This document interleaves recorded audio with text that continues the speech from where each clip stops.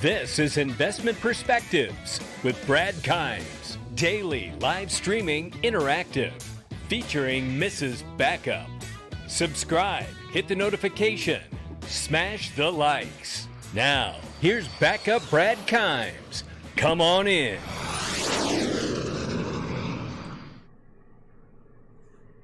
Good morning and welcome back to Investment Perspectives, everybody. I hope you're having a good day.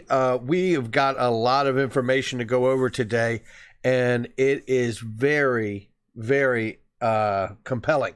Okay, so first we're going to start with shout out to James Rule XRP, who's been absolutely on fire of late.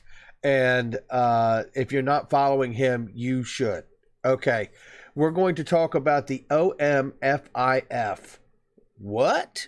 Yeah, we're going to talk about that. This is the official Monetary Financial Institution Forum. What is that? Okay, well, it is an independent think tank for central banking, economic policy, and public investment, a neutral platform for best practice in worldwide public-private sector exchanges. Wow. Okay. Well, here is the PDF, The Role of Blockchain in Banking. Now, I don't mind telling you that this is a pretty impressive document. Okay, now where we're going to start here, first of all, I will make this document available in the comment section. I will put the PDF down there. And again, shout out to James Rule XRP for that. Okay, so now let's get into this thing, because I know there's a lot of times we have to read the tea leaves on things and say, well, it says DLT, but it doesn't say Ripple or XRP, but we know there's really nobody else has been working quite as tirelessly to connect themselves to the banking sector the way Ripple and XRP has, right? So we don't have to worry about that here because it's written down. Let's check it out. Let's go to page 7, and believe me, I'm skipping over a lot of great things to get there, so you will want to check out all of this document here. So let's go here first on page 7. And what we see here is a breakdown of regulatory concerns across applications. Okay. And as we look down on this, blockchain and DLT use cases, means of payments, account versus token based, it shows specifically right here, Ripple's XRP. Also shows Facebook's Libra, Visa B2B, Santander One, PayFX, right? Ripple's XRP. It's important to note when we see these things, because we're not just having this conversation amongst ourselves. This is a diagram showing the current setup of a payment model, right? SWIFT involved. And then here is a model that you're seeing that shows the blockchain system in place. Much different than what they show with the SWIFT, right? Okay, so now coming back to page 9, they discuss the entire shift. First of all, this entire document is about working off of a distributed ledger technology. Let's be clear, right?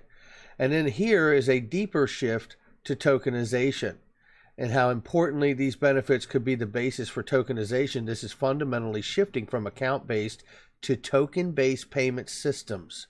The lengthy and costly infrastructure for intermediaries, compliance, and verification procedures are essentially to conduct transfers of claims upon payments recorded with an account. DLT-based transactions could allow for authenticity and value exchange of payments of objects tokens to be verified independently, precluding the need for messaging, clearing, and settlement systems. What a statement. Precluding the need for messaging, clearing, and settlement systems, because we're talking about instantly transferring the value and creating instant settlement. It's remarkable where we're going. Remarkable. Okay, let's keep this moving. I want to go now down to page 11. And remember, this is the conversation that every level of banks are having. This is what this think tank does. They are all having the conversation about the best way to achieve this end goal with this new technology and crypto. All right, let's see. Banks commit to methodical digital transformation. Really? Fantastic. So we see here the different categories that are broken down: example, approach, business policy, imperatives, angle, initial focus, use cases, tokenization, available characteristics, governance platform, deployment stage, volume, regulatory status. Let's go through some of this. So here we have fintechs and crypto. It shows Ripple partner with banks and financial institutions for the business policy imperatives, innovation, scalability, crypto economy. Angle, young population built from the bottom up for payments, alternative to SWIFT. Now let's pay attention to that. Remember all this hubbub about Ashish Burla talking about focus on low value, high frequency payments? It is the plan. It is the next step of the plan. Not to mention, Brad Garlinghouse said in January that they intended to IPO over the next 12 months. Well, we're 6 months into that 12-month time frame from January's World Economic Forum comment from Brad. So I would think that we're probably getting pretty darn close to them submitting the S1 document and beginning the prospectus process. Maybe weeks away, right? Who knows? But I mean, it feels like if he's going to be within that timeline, at some point, the prospectus period usually lasts about 5 to 6 months. So we would think that we would want to see that filing happen pretty soon if they stay within that time frame. Okay, so with that being said, I think if that is in fact the case, and they will IPO maybe by the end of the year or soon after, then it would appear to me that focusing on the bottom-up strategy is a perfect thing to be doing right now if you're getting ready to walk towards an IPO introduction, because you want to draw the big, massive money from Wall Street institutions. If you want to get that money, you want to get that money because you're proving to them your really viable solution to the markets. Key to note. Okay, let's keep it going. Solutions to non-bank FIs, B2C mass market, retail remittance, small, medium enterprise payment solutions. Exactly what Ashish has said. XRP publicly traded over exchanges controlled by Ripple. Decentralized Ripple network. Live daily transactions, volume hundreds of millions, not regulated, not a MSB, only technology provider. Key to note. Look at what central banks' angles and approaches are. MAS's projects, UBIN, learn, monitor, incremental. Consumer protection, system stability and efficiency. Shadow banking and other leaks in banking systems, informal economy and non-banked. Initial focus, RTGS, fintech, crypto, Sandbox, interoperability. Use cases, digital money. Tokenization availability characteristics distributed through commercial bank wallet on central ledger. Governance platform. Quorum, R3. We all know R3 is connected to Ripple through the Quarter Settler off of the Quarter platform. Alternative DLT, even non-blockchain. Could be cloud-based reference right there. Pass the POC stage, cross-border, and explore commercial viability with banks and private sector. Regulatory status, behind the learning curve. Okay, so this is where central banks are. If I could come back up here in the central bank column, when they mentioned right here in initial focus, RTGS, fintech, crypto, Sandbox, interoperability. Sandbox? You mean like yesterday? In the congressional hearing we had yesterday? Task Force Chair Stephen Lynch wants to support cryptocurrency pilot programs and a regulatory sandbox at the USOCC. Really? The Office of Comptroller of Currency, where Brian Brooks is now the head of, the former Coinbase executive? Oh, this is getting fun. This is getting fun. All right, let's get back to the document here and keep moving because there's more to see really quickly here. So, all right, page 13. So for those of you that are concerned that, well, they really didn't talk about Ripple, well, let's talk about page 13. 13 happens to be my favorite number in the whole wide world. It's the day of my birthday.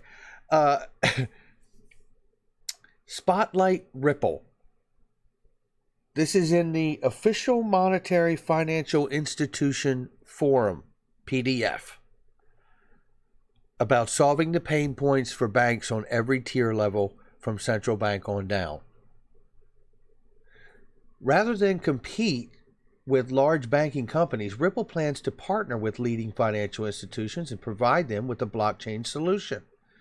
Instead of converting dollars into other currencies, which entails exchange rate costs, processing fees, and slow transaction times, one bank can transfer, for example, $5 million worth of XRP to another bank's Ripple portfolio, which can then be converted into local currency. Ripple is seeking to position itself as an alternative to SWIFT. It is software controls that the relevant bank's funds and updates each party's accounting books. The settlement process is completed in seconds. By consolidating liquidity to the service international payments for many disjointed international nostro-vostro accounts into one XRP pool. Are you listening to this? Is this on? Hello? By consolidating liquidity to service international payments from many disjointed international nostro accounts into one XRP pool. Respondent banks allocate less total liquidity to service the same volume of global payments. The bank has to hold its domestic currency and maintain one account with XRP with only enough XRP to service the largest expected payment obligation. The process minimizes the number of intermediaries and their markup on spreads. Remarkable. We just got done watching the digital asset investor interview with Greg Kidd just last week, I believe it was. And he asked Greg Kidd, and Greg Kidd acknowledged XRP is to replace the Nostro Vostro money. You know who else thinks so? The Official Monetary Financial Institution Forum, which is a think tank with all the banks of the world. Come on in. Okay, let's keep this moving. There is so much in this document, ladies and gentlemen. I am blowing past amazing information, but just trying to highlight what's here. Okay, just going to read these side comments here on this where it talks about the ISO 20022, the distributed ledger-based system, and it talks about the drawbacks of SWIFT. But here, you can't go it alone with blockchain. It wouldn't be productive. The whole point is getting the whole value chain on one network or a collection of meshes. Well, that's important because that's exactly another role that the ILP and the XRP ledger help to do for the entire digital asset space. They help to join all of the different layers with the ILP and the XRP ledger capabilities to act as one single unit together, making a federated system with all of the layers acting together. All right, this is incredible stuff, so let's keep this going.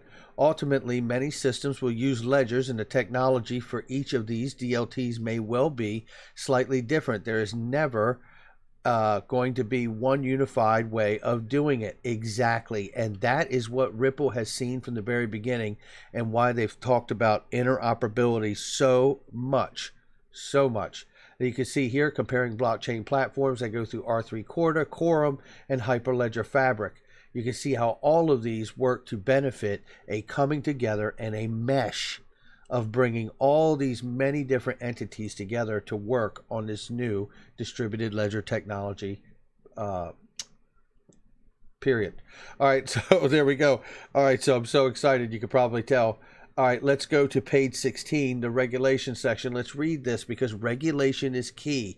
Remember, we just heard the chair yesterday in the United States talk about wanting and a call to action for a sandbox for cryptocurrency. That is just amazing to me. Or let me be clear, a pilot program for cryptocurrency and regulatory sandbox at the US OCC. Massive. Okay, and we know Brian Brooks is obviously very, very much an advocate for cryptocurrency blockchain DLT. All right, so DLT-based cross-border payments could offer banks considerable cost savings and efficiency gains, but this area is rife with competition and nascent fintech firms. These challengers face a smaller regulatory burden than well-established, systematically important banks, granting them great flexibility in devising effective cross-border solutions. One respondent suggests that the fulfilling DLT's potential in financial services revolves around regulation. The future of banks depend on the bank meeting all the regulatory approvals and requirements with regards to KYC and AML. This is where I'm going to remind you that there is not one transaction on RippleNet that has not been KYC or AML. These regulatory requirements are a key part of the payments playing field. The most important obstacles to date are lack of harmonization across jurisdictions in the absence of global standards. And I believe that's why they've started to develop recently the Blockchain Bill of Rights, which has come out of the World Economic Forum, and they created the, was it IDGA or IDCGA, something like that, the International Digital Global Governance Association, something of that nature. So more to hear from that. And they just recently further defined that Blockchain Bill of Rights. You can search that in the video playlist and get more information. U.S. banks, for example, or depository institutions require a banking license and are subject to regulations from Federal Reserve Office of Comptroller of Currency. There you go. And now we've had the call to action in yesterday's hearing from Stephen Lynch to actually pursue a sandbox with the U.S. OCC. Come on in, Brian Brooks. All right, let's keep this going to the next spot here, where we go down to page 18. And again, this entire document is remarkable. But I'm going to go down here and just highlight again a sandbox. We are seeing a consistent theme here because they're calling for sandbox and key regulatory mechanisms, and we see now they are in line. The banks are in line with the government. And I know I'm talking domestically here in the States, but I think because the States, the United States, being the global economic power of the world here, I think I have to say that this is really us seeing the right people getting in line and having an alignment when it comes to cryptocurrency, blockchain, DLT, and getting this moved forward. A regulatory sandbox is exactly what we need to allow this technology and innovation to develop, because we don't want to see laws crafted, or even guidelines for that matter, put in place that could hinder or hurt the innovation that is out here today. We want to see a structure built or a sandbox built that is solid enough to keep out the really bad actors, but to allow the innovation and technology to continue to flourish and grow. After you create a sandbox like that to happen, you can really look at it 6 months or a year later down the road and say, hey, what worked, what didn't? And you allow the actual evolution, the organic growth of the technology to prove itself out, to show you at the end of the day what remains, what worked, and what didn't. Then you can start to make real legislative laws that work around that information. I have to tell you, just as a reminder, let's go here to the World Economic Forum Policy Toolmaker Kit, which also came out this year, last January. I'm going to go here down really quickly to page 17 because it is a reminder that not only is the OMFIF having this conversation about DLT and Ripple and XRP, but so is the World Economic Forum right here. Crypto assets designed for inter and intrabank payments and settlement, JPM coin and the XRP coin. All right, guys, that's going to do it for me. One thing I know is anytime we get a chance to be able to show ourselves that we are all not hyping ourselves up a tree, this stuff is happening. This information is happening not only on the level that you and I share it, it's happening on the level of the central banks, the World Economic Forum. All right, guys, hit the like and subscribe. That's going to do it for me. Leave a comment below. If you like the information, please share it with somebody you know. We'll catch you on the next one.